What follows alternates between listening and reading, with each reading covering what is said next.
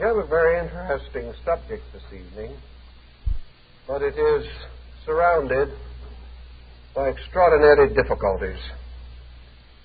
And because these have a direct bearing upon the principal theme, which is a structure of Chinese myths, we must give some attention to them. In the first place, we have almost no knowledge of the origin of Chinese culture. We sometimes feel that China is one of the oldest civilizations of the earth. This is not strictly true. Certainly it is not true in terms of available and useful records.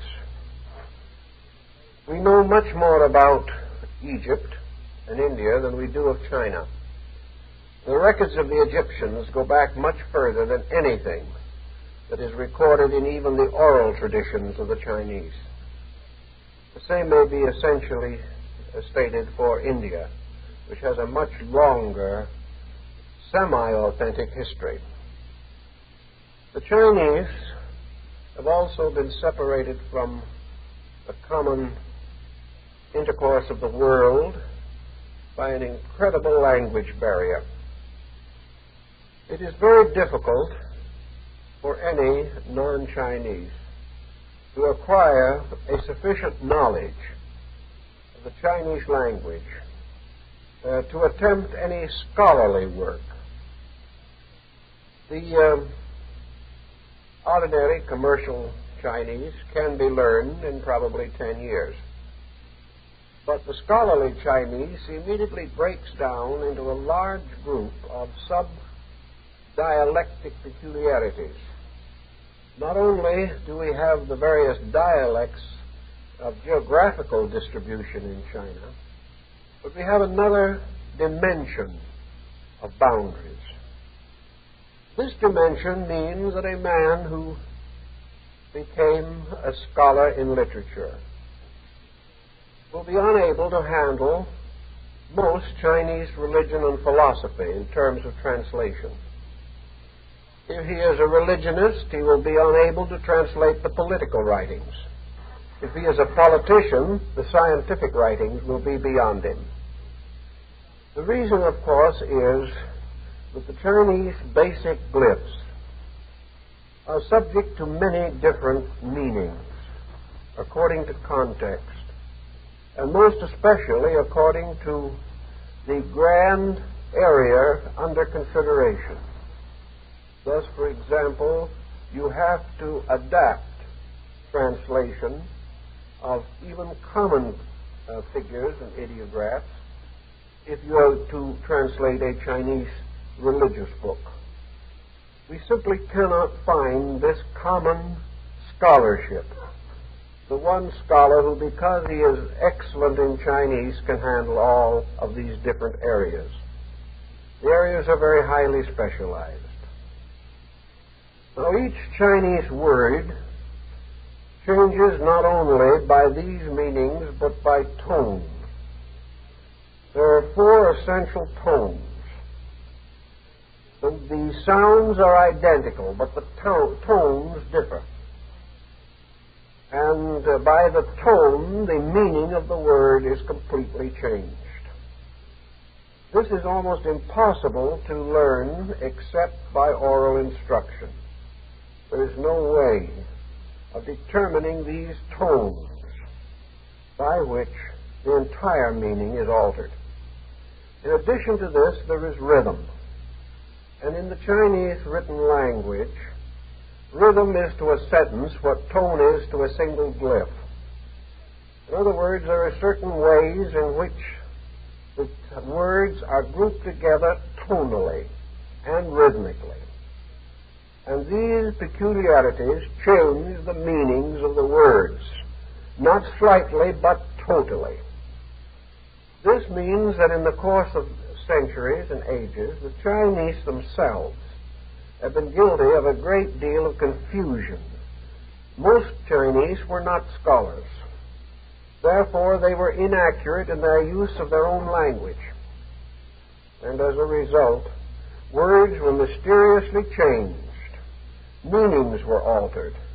And we have really no idea at the present time as to some of the most important basic words and terms of the language. We do not know how they were originally spoken.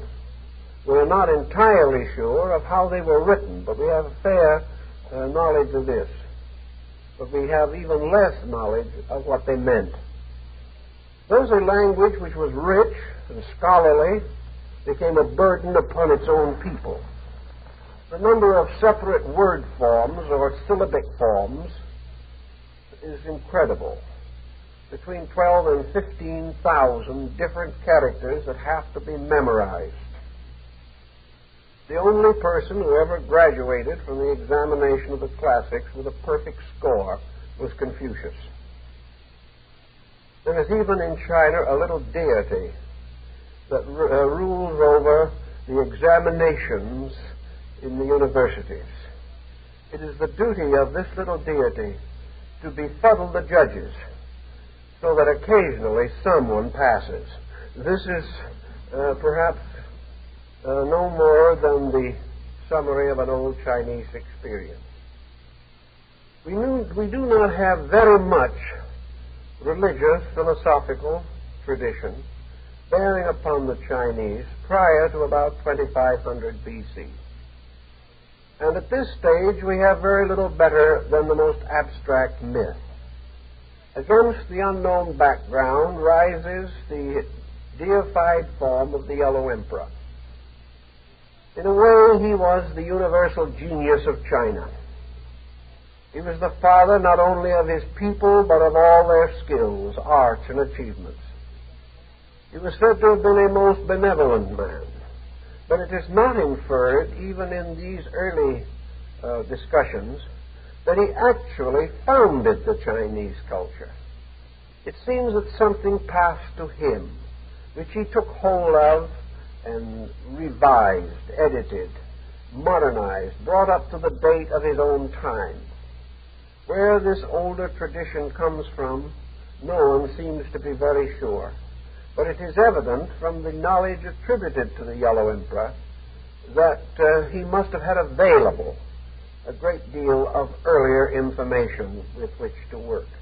This is especially true in his treatise on medicine, which shows that he had a considerable background in a Kabbalism or mysticism or astromancy or theomancy of still earlier time.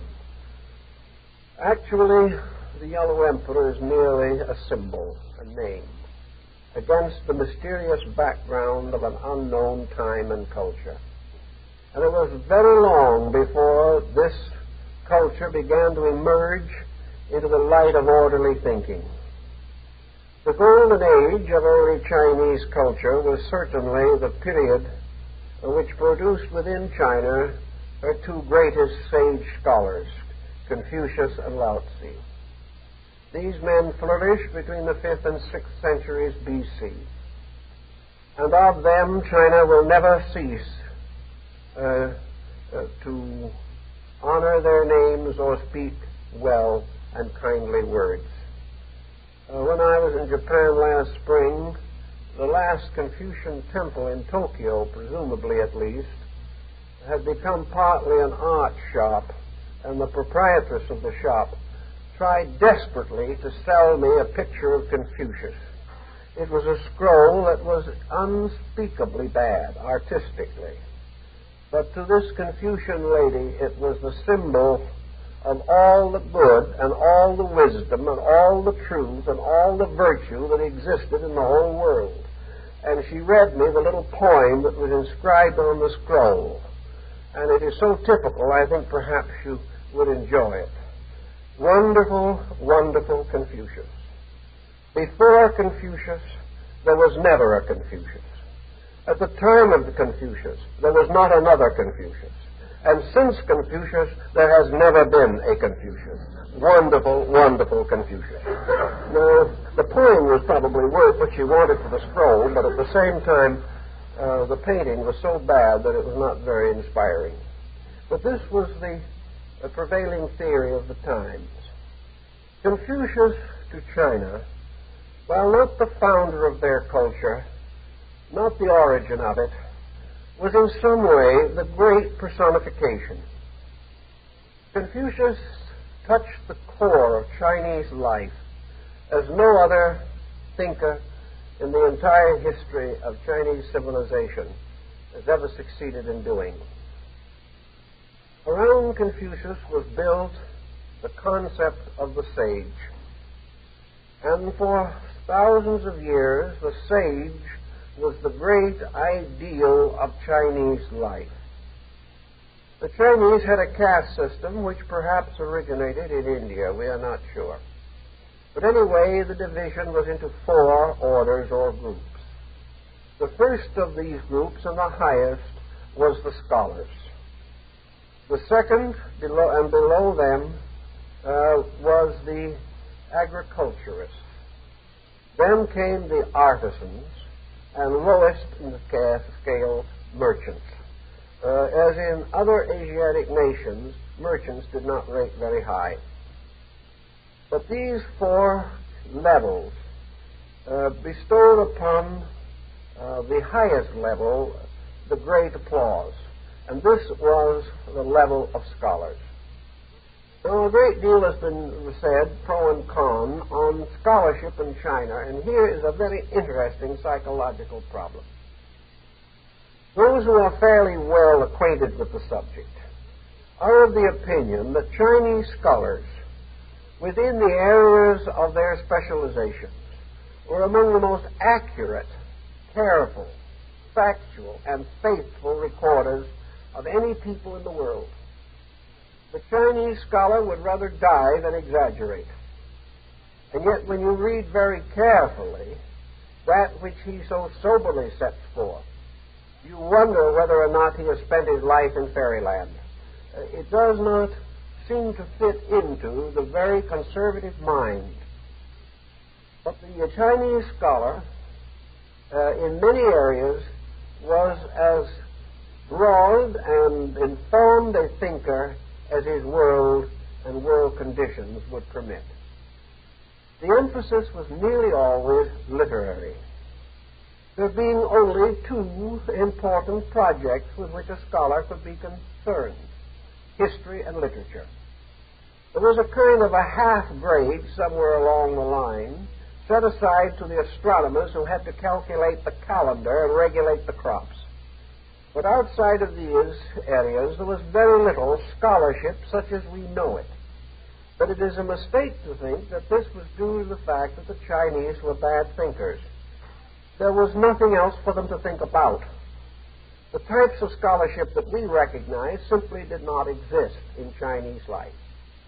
Sciences, as we know them, had no place. Foreign languages were not considered at all. There was no access to them. China was a strangely remote and isolated country. It lived behind its own barriers for ages. Within these barriers, it built up a very extensive literature, a magnificent poetry, and a very brave and cosmopolitan artistry. But outside the areas of its own special interests, the Chinese simply had no experience. Thus we find the introversion of the Confucian scholarship bringing with it particularly emphasis upon personal conduct. There is no other country that has so emphasized self-discipline, the regulation of personal affairs according to a high code of honor.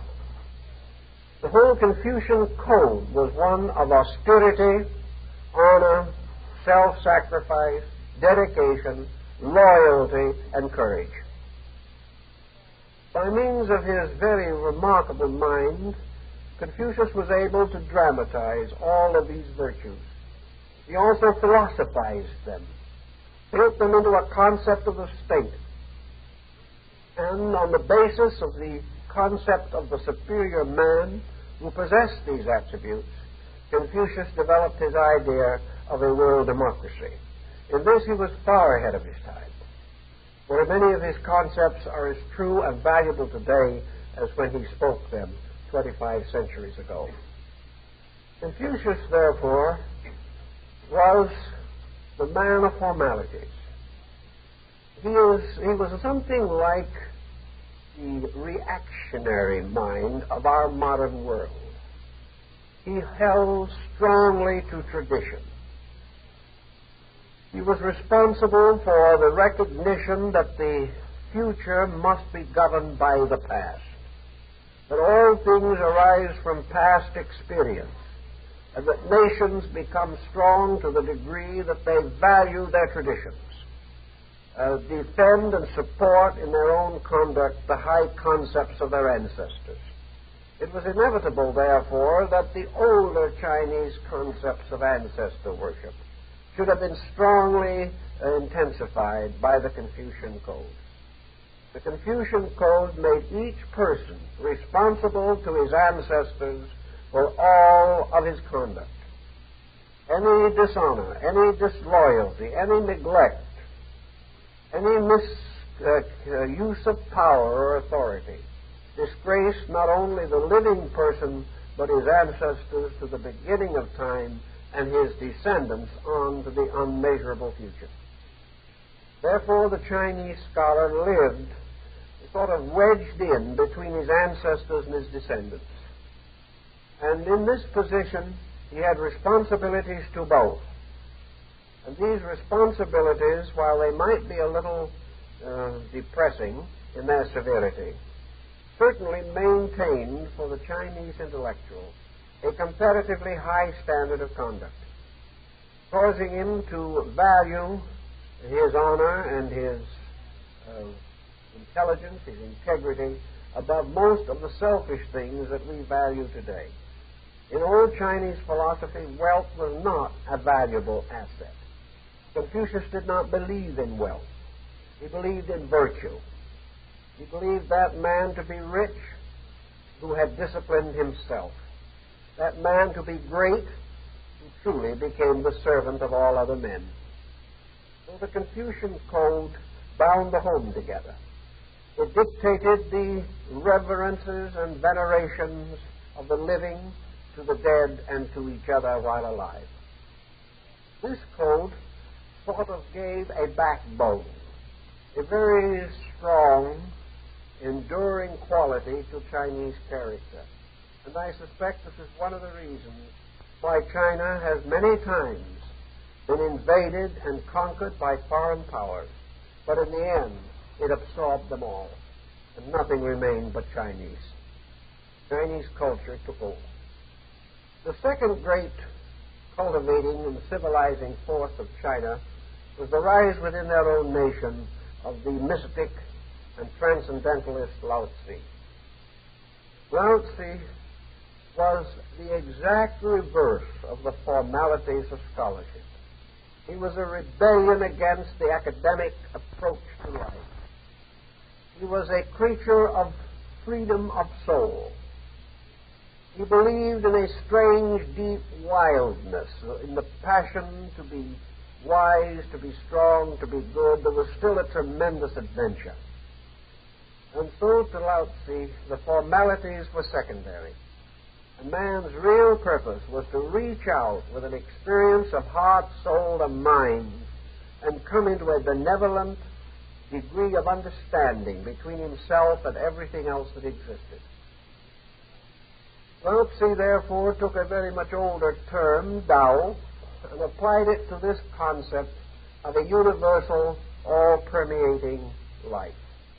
A life everywhere and in everything that could be experienced. A life that cut through all stations and all levels of social advancement or prestige and brought the common man and the great man into common unity with truth itself. In the beginning, as might be imagined, the philosophy of Lao Tzu was entirely too abstract for the average person. Taoism was in a dilemma from the beginning. Obviously, it would be rejected by the Confucian intellectuals. The second thing, it would be unintelligible to the masses. There was really nothing left. The great levels which dominated Chinese culture were all addicted to other pursuits. And Taoism remained an almost a mirage-like structure for a good many centuries. It had a few followers, most of them rebels like Lao Tzu himself, individuals who departed from the world for one reason or another, retired into distant places to cultivate the monastic mysticisms that are born in some men, but which very seldom appear in numbers sufficient to balance other forces in society. So Taoism remained comparatively unfruitful in Chinese life until it was able to borrow help and encouragement from another system. This other system was Buddhism. And because Buddhism and Taoism had so much in common in the terms of their transcendentalisms, in their recognition of invisible, mystical, idealistic factors, they formed a kind of fraternity. Buddhism probably realized that Lao Tzu had derived much of his inspiration from the ancient manuscripts and books that had reached him from India. As librarian of the great library of the Chu, Lao Tzu had access to much of the wisdom literature of Asia. In any event, the Buddhists, reaching China, found that something similar to themselves had already arisen there. And this thing that had arisen was Taoism. Of course, it had a strangely florid complexion. The Taoism of China was far more fanciful than the teachings of Gautama Buddha. But there were these subjective similarities that could not be overlooked. Buddhism, of course, came from India and found its peculiar place in Chinese life. It is easy to understand why the Chinese would need it, why it meant something to them so important that they took hold upon it. The reason was not the same, for instance, that made Buddhism acceptable to the Japanese. The Japanese were at the beginning of a culture desperately striving to build a civilization. The Chinese already had a culture and a civilization long before Buddhism reached them. So in China, it was intended primarily to enrich the inner consciousness of the individual and to give a long-range perspective of human origin and destiny, something at that time lacking among the Chinese people. Buddhism brought to them worship in an intelligible way, a worship that permitted the individual to find certain venerable beings or venerable principles worthy of his worship and his acceptance. Buddhism, mingling with Taoism, produced a very interesting polyglot. The Buddhists began to take on some Taoistic attributes, and Taoism was practically reformed. Out of the Buddhist contact came, we might say, religious Taoism, or a formal theological system, such as now exists in China. From the Buddhists, the Taoists took their concept of the temple, the altar, the clergy, brought various symbols together, created their parallel triads, evolved their doctrines of saints and superphysical beings, all organized gradually into patterns based upon Buddhist thought. Thus, they had a considerable indebtedness, and they recognized it, and Buddhism and Taoism managed to get along pretty well in China. There was very little real antagonism, perhaps a little, you might say, jealousy on the part of the Taoists because they were not quite as successful as the Buddhists. But both Taoism and Buddhism had to unite against the common enemy of Confucianism. They would not have had any trouble with Confucius, but Confucianism had changed considerably by the time the partnership between Taoism and Buddhism was completed in the early years of the Christian era. The Confucian Code was very reactionary and, of course, rather morally materialistic. Confucius was an ideal moralist in a sense, but he refused to consider much of anything except behavior. He was perhaps the great Chinese behaviorist. He was not much given to hope of what lay beyond the grave. He had no real concept of universal laws behind human behavior. He was tied to a strange combination of intellectualism and early deity worship that had come down from very much older times in Chinese history.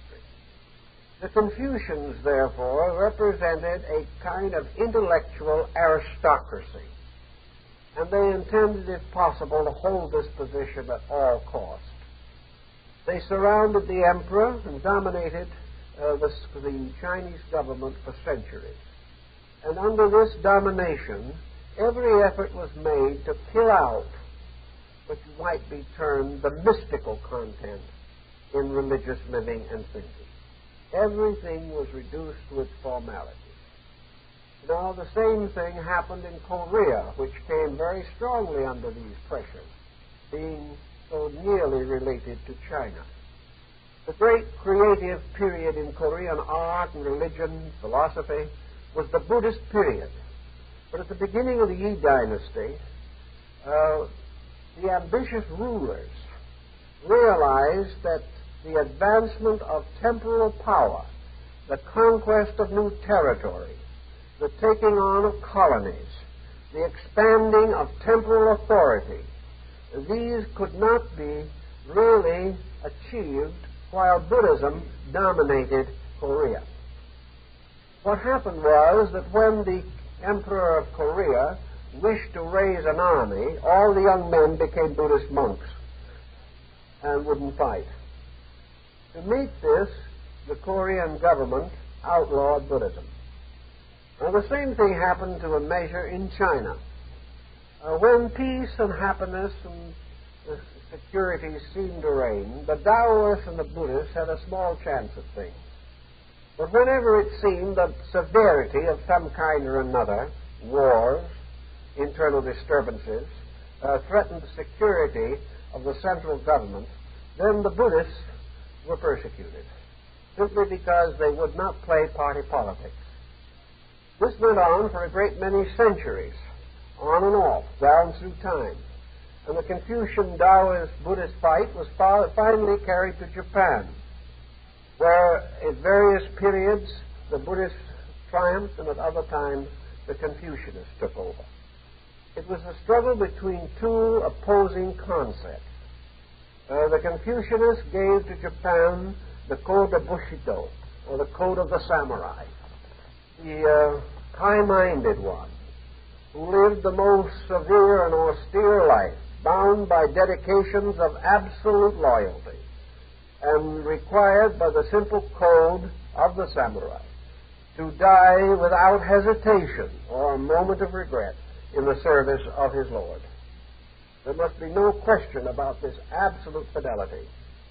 This was obviously a Confucian factor.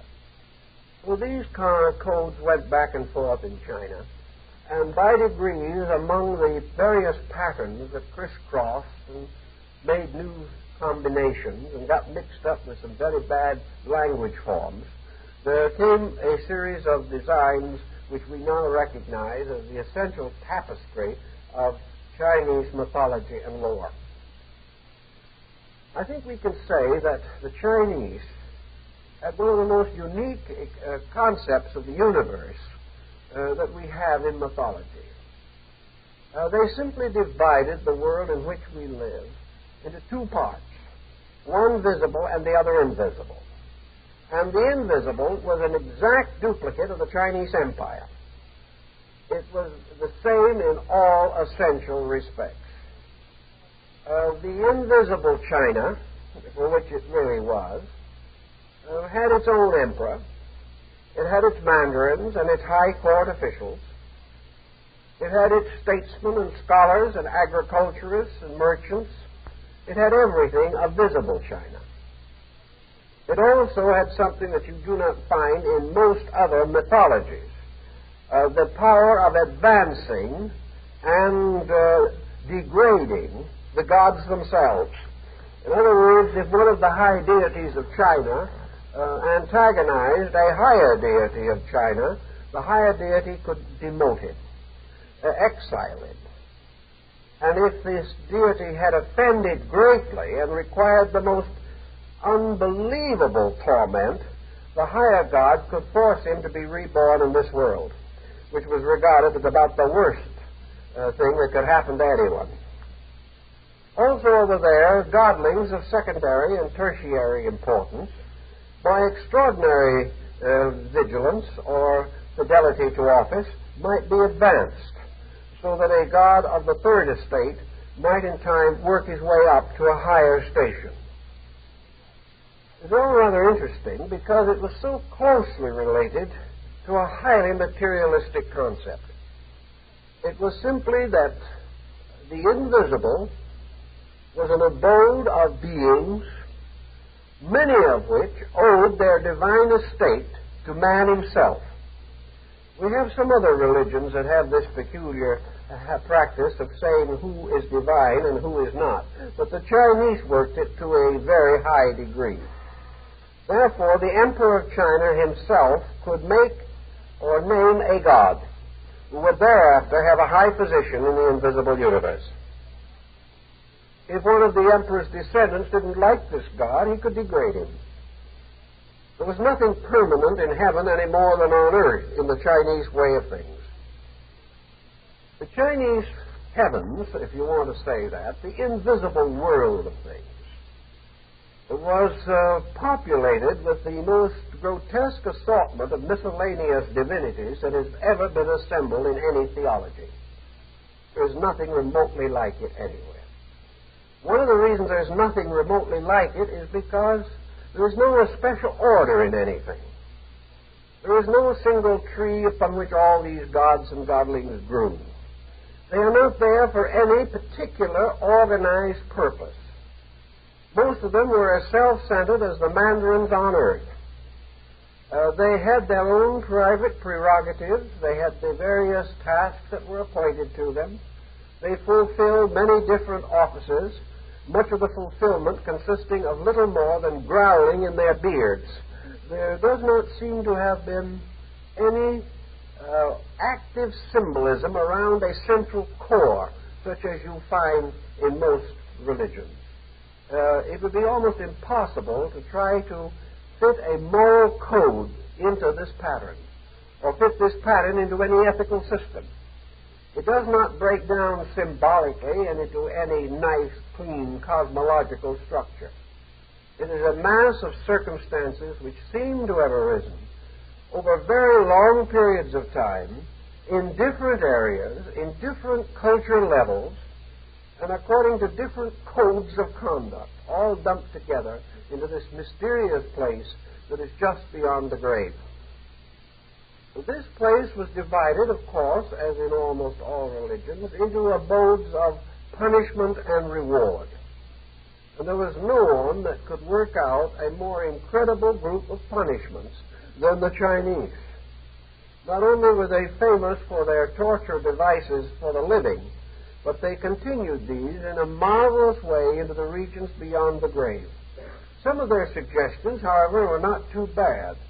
They had a very terrible torture and an absolute agony forever to any individual who mutilated a good book. That was a very serious offense. Any individual also who stole anything from the poor had a very bad time of it. And individuals who took public charity funds and used them for personal gain went into one of the deepest pits of perdition. They also had a very horrible penalty, something like being drawn and quartered forever, for any individual who knowingly circulated a book, a story, an article, or anything which would tend to lower morality. We might need that old saw around here sometime. But each of these various tasks was set aside to some godling or goblin. There was a particular deity who had charge of every one of these innumerable tasks. And when the deities themselves assigned someone to the care or to the punishment of one of these other godlings, the whole matter, even in the invisible world, was one of high ceremonialism. And even the gods did not speak to each other unless formally introduced. The formalities of the Confucian Code went right on into the other world. Now, how did the gods of the other world get there?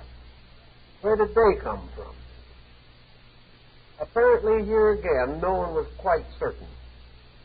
That many of these deities belonged to some primitive theology that possibly came from further to the west, perhaps even as far as Persia or Arcadia. This is quite probable, but I think we may say that most of the gods of the Chinese pantheon were deified human beings. Each one of them was backed by a legend of his own earthly existence. He represented a reward for some kind of a peculiar achievement, great courage, great dedication, great self-sacrifice. All of these, if they reached a degree of noteworthiness, could well start someone on the way to canonization. I think we might say that the gods of the Chinese invisible universe could be parallel to the statues of famous persons in the Hall of Fame. We have a Hall of Fame for them here. They did not have anything like that in China, so they simply turned the invisible universe over to them. And they carried on various tasks. They enjoyed themselves. They fulfilled the merits which they had earned by living, performing various duties. They were not completely idle. They had to sort of administer the destinies of these human beings who were constantly moving from the visible world of man into this invisible region, which was so highly fantastic that it appears that the Chinese finally gave it up themselves. The Chinese did not seem to be too much concerned with any of this by the time Buddhism took hold. The whole situation was too confusing and too comparatively irrelevant. The one exception to all this, of course, was the ancestor. Among the deities were deified emperors, obviously, the great deified councilors of state, the few victorious generals the Chinese were ever able to canonize because they were not particularly successful in military operations, scholars, poets, literary men, artists, musicians, and a whole variety of faithful mortals of lesser estate who were associated with some great deed of virtue or goodness, like the famous series of the 24 examples of filial piety, in which children really attained immortality because of their virtuous care of their parents under the most difficult situations. So into this invisible realm also passed the ancestors. And in China, an individual became a little bit divine simply by the process of dying. It wasn't quite true, however, because there could be living gods. Ancestors could be divine while they were alive, but they at least rose one step after they passed out of this life. But the veneration for ancestor drifted very close toward true worship. And in the patriarchal system of these people, the living ancestors were of the highest importance. And when they disappeared and their tablets were placed in the ancestral shrine, they were almost gods. they could be besought to help in all kinds of emergencies. There is a little bit of parallel between this concept and modern spiritualism, with the exception that in China this spiritualism was largely a family affair, where they did not really expect the descendants of other families to be concerned with them. It was only their own who would continually watch over them and would guard them and would make an unbroken line of virtue between them and the first cause of things.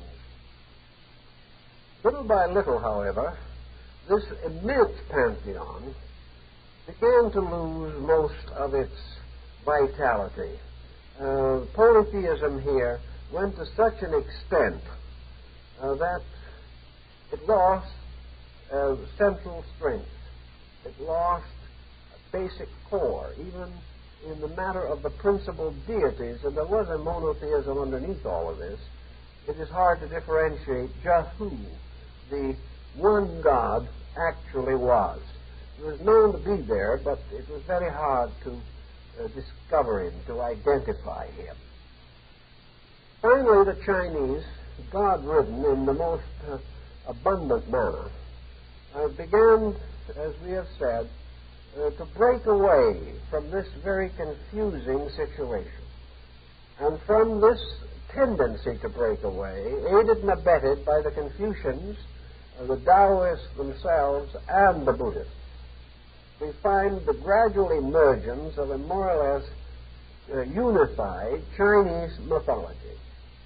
It is not unified as the Greek is, or as the Japanese is, but it is unified comparatively in terms of that which preceded it in China itself. And out of this general unification of things, there came a very interesting basic legendary, a legendary that more and more shows influence from other outside sources, but was certainly made Chinese in every sense of the word by the beliefs and policies of the state and also of the people. In this more or less simplified form, a pattern of achievements was set up. And there arose among the Chinese thinkers this concept of the immortals. This was also a very interesting Chinese phase. The immortals were mostly Taoist in origin. They took on many of the austerities and the formalities of the Confucians, and they were, to a measure, given form, appearance, likeness, and a state by the older teachings from India of the Lohan, Arhat, Rishis, and Mahatmas. But the immortals came to be the Chinese first line of invisibles, and they were not entirely invisible for that matter. But the immortals were divided into three orders, or three ranks in China. The first rank was simply called the immortals. The second rank was referred to as the heroes. And the third and highest rank was referred to as the saints. So thus they more or less fall under our idea of canonization to a certain degree. Buddhism molded the characteristics of these immortals to a considerable degree. But at the same time, the magic and alchemy of Taoism and the strange ancestral patterns of Confucian worship were also present. What was a Chinese immortal? He was a person who usually had departed completely from the world. He was a hermit or a forest dweller. He was one who had dedicated himself to the attainment of insight, to the unfoldment of his own mystical and divine nature. He was a person of great determination and of high integrity. Confucianism.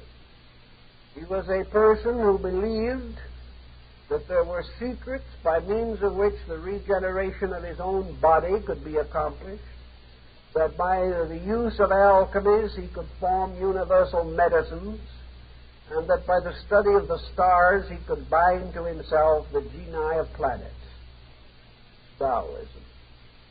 He also affirmed or believed that by these meditative and other disciplines he could become free from the contamination of worldly illusion and finally enter into the presence of infinite and total reality, Buddhism. So our immortal had all of these characteristics. Another peculiar thing about immortals, in fact most of the deities of China, is that their artistic representation is a little difficult for us. So many of these deities, although of benign nature, are presented in the most grim and foreboding appearance.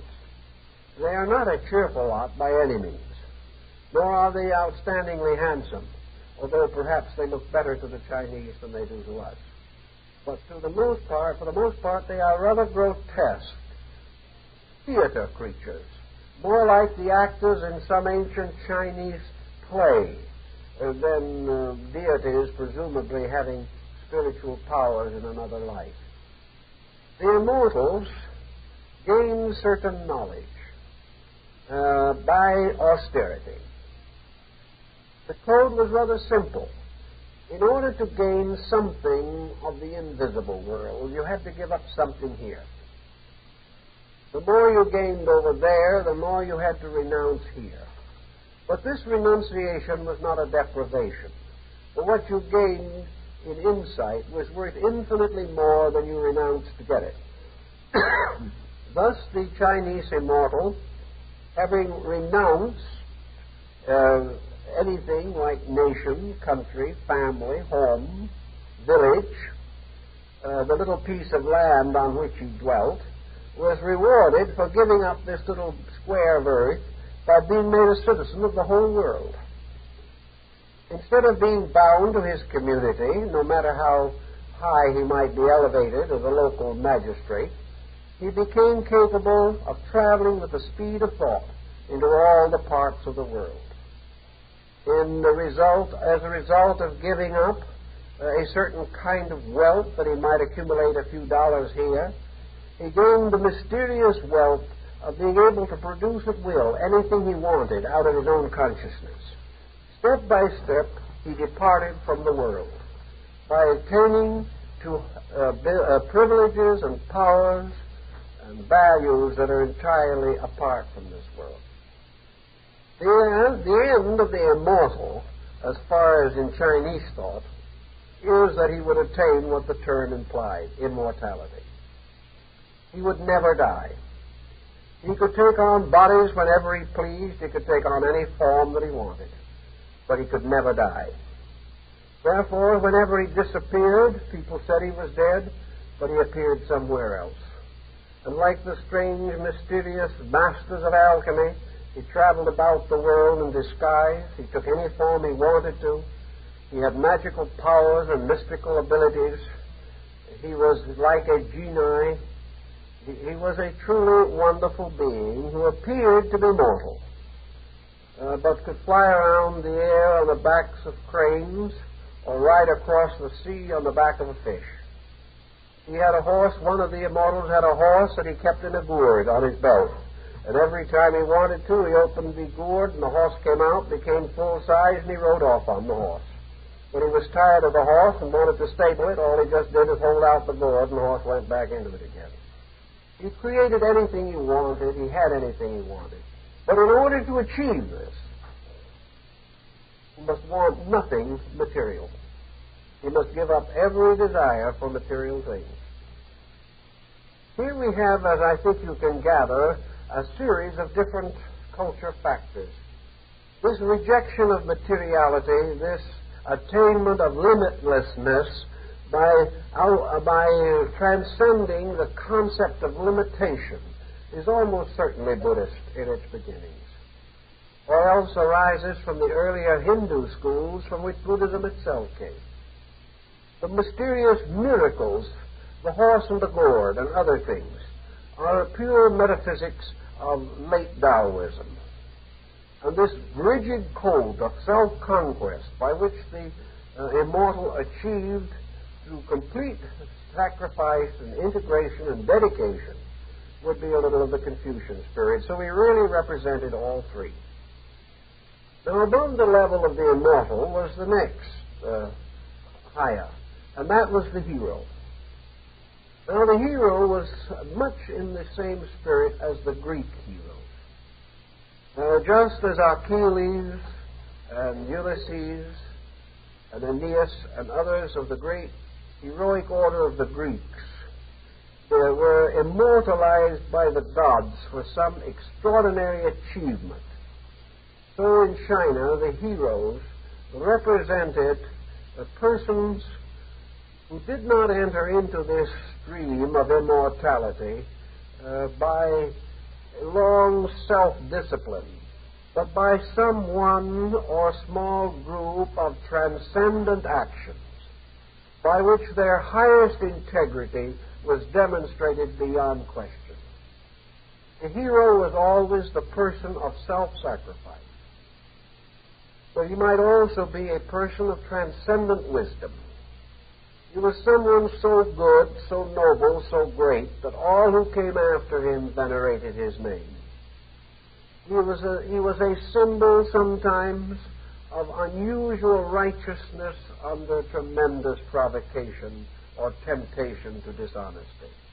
But he had to be a person who won a great battle against weakness, against evil, against some force contrary to the total good of mankind. So the hero, when he arose with all these attributes, was simply picked up and taken to heaven, like the Greeks of the ancient legends, to become a star or a constellation, or to have some wonderful place in the invisible universe of things. The third level of the immortals was the saints. And the saints, of course, did not take on very much Confucian coloring. They were mostly a mingling of Taoism and Buddhism. The saints were a little different from the immortals. The immortals had more of the tinge of the magician in them. They were wonder workers. They were strange, sprightly creatures who really fulfilled our idea almost of pixies or of strange, wonderful sprites. They were in human form, and they might be very elderly gentlemen of misshapen body or strange, distorted expression. But they were kind of crafty. They were clever. They had a strange, wild sense of humor. And also, down underneath it all, there was a kind of selfishness in them. They were searching for one thing, and they found it: immortality. And they found it by means of the cultivation of magical arts. Like the dream of Faust, it had about it a certain strange, subtle self-seeking.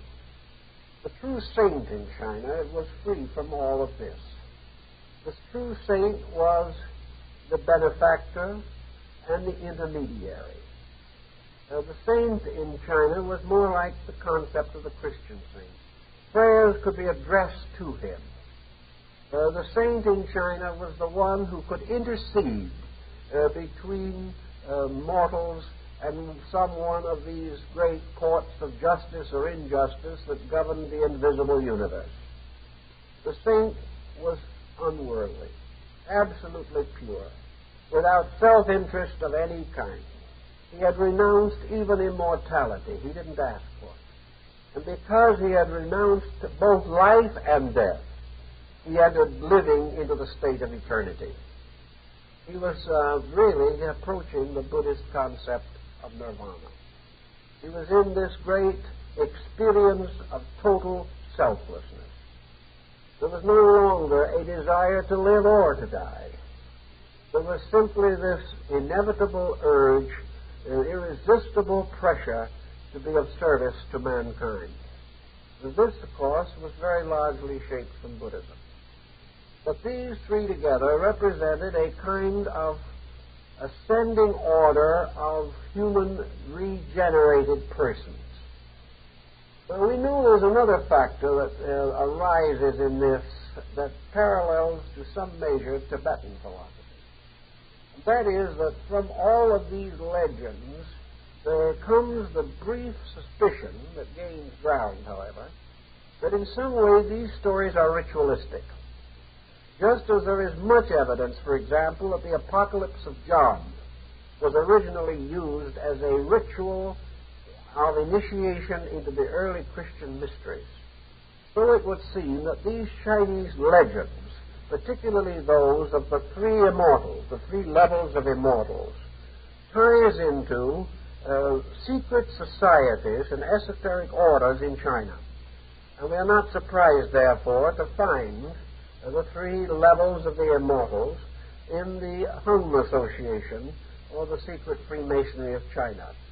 We are not surprised to see the candidate advance from one degree to the next until finally he attained to sainthood. Ritualistically and symbolically, his advance represented the unfoldment of his own internal life. So out of the mingling of these three religions, Confucianism, Buddhism, and Taoism, there finally did come an integrated concept of human growth. A human growth dependent upon the understanding of universal laws and man's personal obedience to these laws. So now we can get a little kind of look at the Chinese universe. The Chinese universe was brought into existence as a result of the mingling of two principles, the yang and the yin. These principles were in the form of air. And from the union of these two airs whirling together, there came into existence the mysterious symbol of the yin-yang, the circle that is divided into two comma-like parts. The mingling of these two forces produced the first being. And this first being is perhaps very closely related to Ymir in the Scandinavian rites, the frost giant from whose body the world was fashioned. For from the body of the first Chinese being, the world itself was formed. This being is usually represented in ancient art as a rustic, or a person of the soil, an agriculturist, or something of that nature, dressed in leaves, and sometimes carrying in his hands the symbol of the sun and moon, or of the trigrams, or of the great combinations of the characters associated to Fu Yi. This being is distinguished from other characters in Chinese mythology by the fact that he is very human in appearance, but has two short knobby horns on his forehead. Now, this was the being from whose body later all things of the earth were fashioned. And it was out of the disintegration and decomposition of this being that all creatures came forth to begin the population and the covering of the earth's surface with life. There then appeared two beings, a male and female principle, one representing the male part of the I Ching and the other the female. And they are represented as two beings with bodies of serpents and human heads. And one of them carries the architect's square and the other the architect's compass. And because of the fact that these two primordial artificers carried the compass and square, gave also further encouragement to a possible Masonic interpretation of the symbolism. In any event, these two beings, brother and sister, both with their bodies ending in serpents, brought forth the organized architectural concept of the world, placed it upon its foundations, and set it up very much according to the Hindu theory. The world was divided into continents. It was formed into great circles, in the midst of which rose a mountain. And this mountain, which came from the very center of a sort of flat dish-like earth, was the same Sumeru of Kailasa, the great mountains of the religions of India, Tibet, and Chinese Buddhism. This mountain was the axis mountain of the world. And upon the slopes and crests of this mountain was the abode of the gods, particularly the superior beings. Now, the Chinese do not have quite the concept, as we've suggested, of superior beings that we understand in our way of thinking. For the abstract and eternal being, they were perhaps a little inclined to the concept of Tao, the nameless, the thing that could not be described, the spirit that could not be measured, could not be symbolized, could not be revealed by any definition possible to man.